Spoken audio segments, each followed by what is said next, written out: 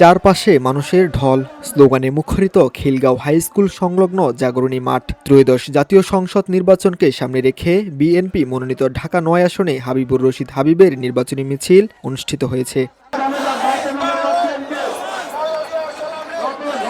দুপুর ২টা থেকে শুরু হয় এই মিছিল শুরুর আগেই খিলগাঁও, সবুজবাগ ও মুগদা থানার সাধারণ মানুষ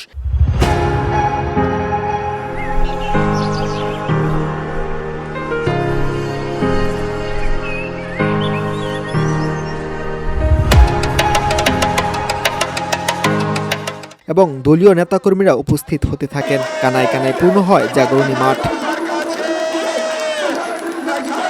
মিছিল পূর্বে হাবিবুর রশিদ হাবিব বলেন, অনেক ষড়যন্ত্র চলছে, সেই ষড়যন্ত্র রুখতে আমাদের ঐক্যবদ্ধ থাকতে হবে। আগামী দিনে ধানের শীষে ভোট দিয়ে আমরা নতুন বাংলাদেশ গড়ে তুলব।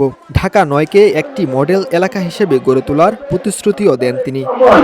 আমাদের যে বাংলাদেশ গড়ে তুলতে চাই, সেই বাংলাদেশ আমরা কি গড়ে তুলতে চাই?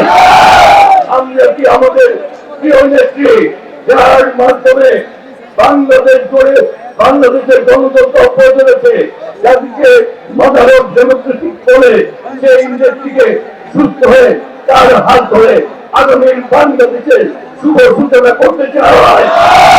এ সময় তিনি জাতীয় নির্বাচনে সকল প্রার্থীদের ঐক্যবদ্ধভাবে কাজ করার আহ্বান জানান। আমরা সকলে ঐক্যবদ্ধ থাকি, ধানের শীষ প্রতীকে আমরা ঐক্যবদ্ধ থাকি। আমরা সকল মিলে আগামী দিনে ধানের শীষে ভোট দিয়ে আমরা আমাদের নতুন বাংলাদেশ ইনশাআল্লাহ গড়ে তুলব। মিছিলটি হাবিবুর রশিদ হাবিবের নেতৃত্বে জাগরণী মাঠ থেকে মান্ডা ব্রিজ এলাকায় গিয়ে শেষ হয়। নাইমুল ইসলাম, ভিওডি বাংলা, ঢাকা।